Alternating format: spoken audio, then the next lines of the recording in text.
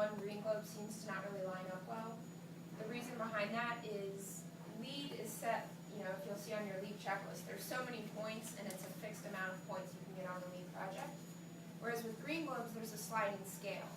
So for a Green Globes project, rather than starting out with 100 points, you start out with an available 1,000 points. Green Globes only has 2 rating systems, new construction and existing buildings. So they're not catered to specific building types like a commercial interior. So when it comes to a Green Globes project, because we're a commercial interior space and not a new building construction project as a whole, many of the Green Globes points are not applicable to us. So when you're going through a Green Globes process, you can select not applicable, and that will just take those points out of your sliding scale essentially. So with Green Globes, you always start with 1,000 points, but it's always a sliding scale, so it's really a ratio of what you've earned. As such, LEED is a matter of how many points you get out of 100.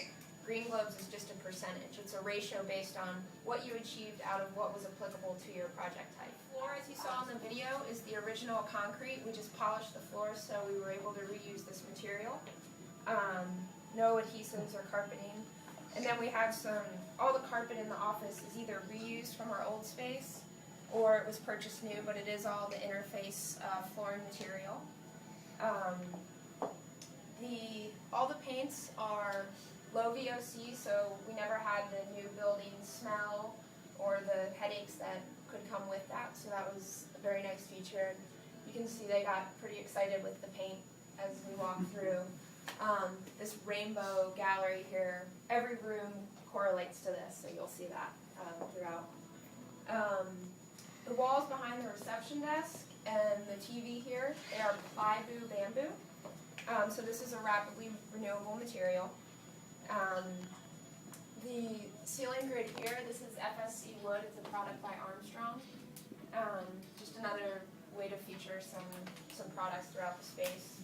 And then all of the glass panels you'll see here on this wall and throughout the space, they were reused from this building.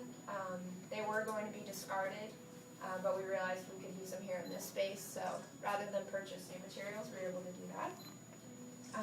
And the computer, the TV, and all of the appliances you'll see for this space are Energy Star appliances and equipment. So we were sure to do that.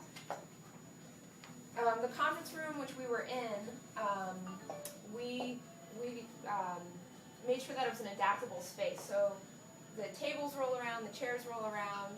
We got Herman Miller products, the cradle to cradle.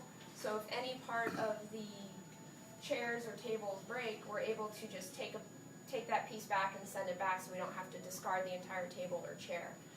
So just the cradle to cradle philosophy with many products, and just Herman Miller in this case for that. Otherwise, we can start to make it this way into the break room, and feel free to. Green Globes, you just check off yes or no. Do you have recycled content in your project? So that's where the 15% difference really comes in, is that kind of thing? Right, things like that. No, lack of thresholds for Green Globes. Okay. Did you do this? Yes. Okay. Okay. So,